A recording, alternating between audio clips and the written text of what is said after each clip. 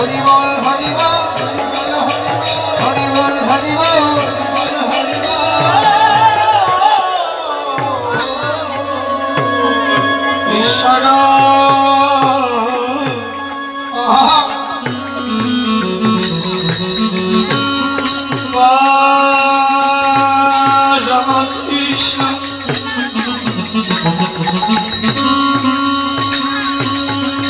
সচিদানন্দ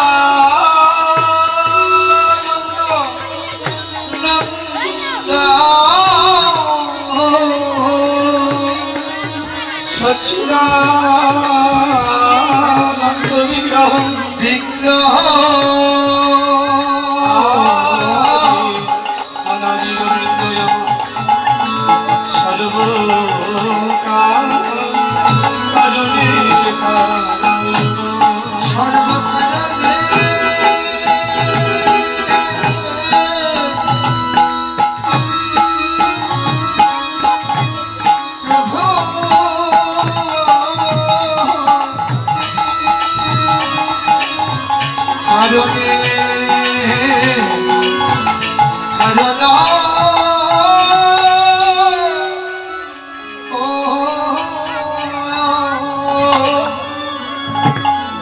কলিযুগ ধন্য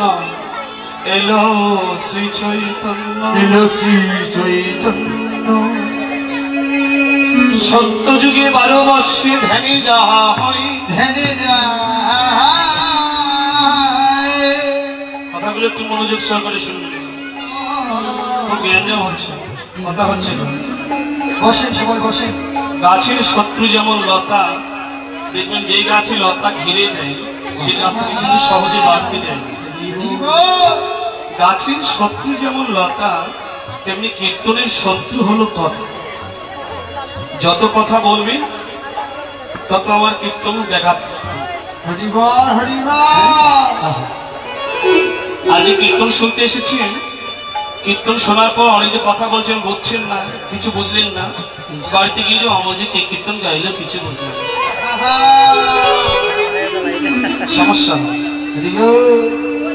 কথা বলি না চুপ করে থাকি মায়ের বোন মাসি কত বড় সম্বোধন নিয়েছি আপনাদের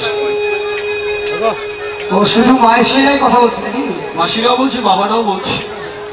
বাবারা একটু কম বলছে একটু একটু কথা বলি না তাহলে সত্য যুগে 12 বর্ষ ধ্যানে যাওয়া হয় ধ্যানে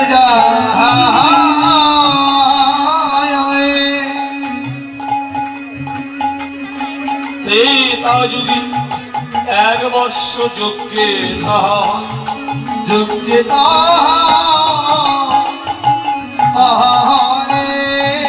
তারপরে 1 মাস হয় তাই অর্চনায় আর কলিতে একদিন কীর্তনে তুমি তাহা পাইবে নিশ্চয় নিশ্চয়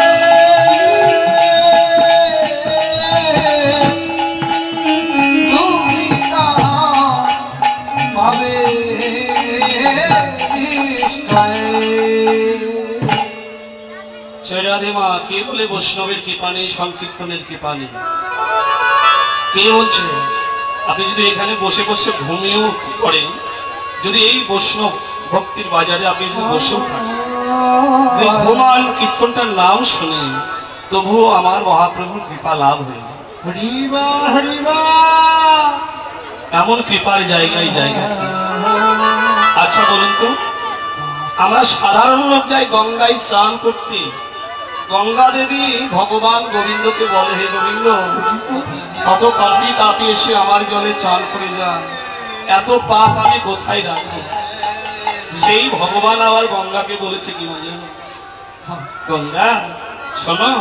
তোমার সকল পাপ বিনষ্ট হয়ে যাবে যেদিন শুদ্ধ বৈষ্ণবের চরণ ধুলি তোমার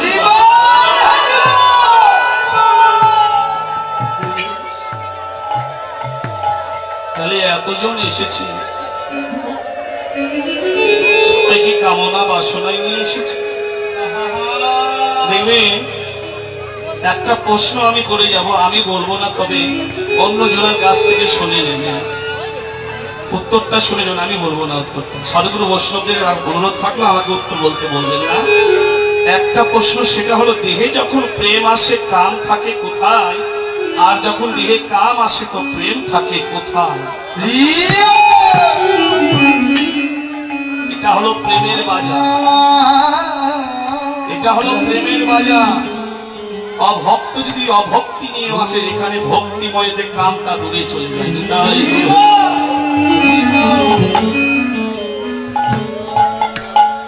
তাহলে আস্বাদন করুন। সুরধ্বনি তীরে আজ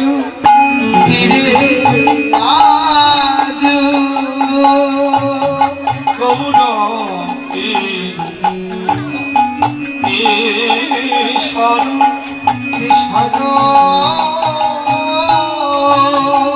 সহচরণ গণমেলে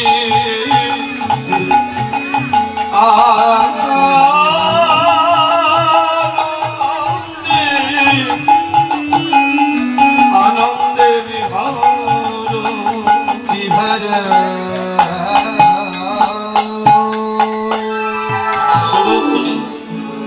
আপনারা গিয়েছেন তো অনেকে নবদ্বীপে, কিন্তু গঙ্গা যমুনা একই নদীতে বহমান, সুরধ্বনি গঙ্গা, সেই সুরধ্বনি তীরে গৌর লীলা করছে। সহচর তারা যারা পূর্বে কথা দিয়েছিল, ভগবান তোমার সঙ্গ ছাড়া যেন করো না। ইহা পূর্বজন্মের স্বীকৃতি না থাকলে আপনি আজ ভক্তের সঙ্গে বসতে পারবেন না। কোটি জন্মের স্বীকৃতির ফলে ভাগ্য ফলে গুরু কৃপা বলে আজকে আপনি ভক্ত সঙ্গে বসেছেন। সহচর গণগণ মেলি আনন্দে বিভোর। কারা সহচর হয়েছিলেন একটু আস্বাদন করুন। একদিন ভগবান শ্রীকৃষ্ণ বৃন্দাবনে বসে বসে ভাবছেন, এত মনি ঋষি গন্ধর্ব কিন্নর যোগী ভক্তগণ এত সাধনা করে আমায় ডাকে, এত কষ্ট করে তারপরে আমি দেখা দিই কিনা কারো সন্দেহ, তবে দিস খুব কষ্টে যখন পড়ে যায় তখন। কিন্তু বৃন্দাবনের ব্রজগোপীরা শুধু একটা কৃষ্ণ বলে দুটি নয়নের জলে যখন ডাকে, তখন আমি আর থাকতে পারি না। কেন? একবার ডাকলে কেন? যারা বারবার ডাকছে তাদের ওখানে আমি যাচ্ছি, শুধু ব্রজগোপীরা একবার ডাকছে আর আমি চলে যাচ্ছি। এই প্রশ্ন নিয়ে কথা বলি না মা, এই প্রশ্ন নিয়ে ভগবান শ্রীকৃষ্ণ ব্রজগোপীদের কাছে গিয়ে বলে, ব্রজগোপীগণ সব বাহিনী গোয়ালিনী গণ এসে হাজির।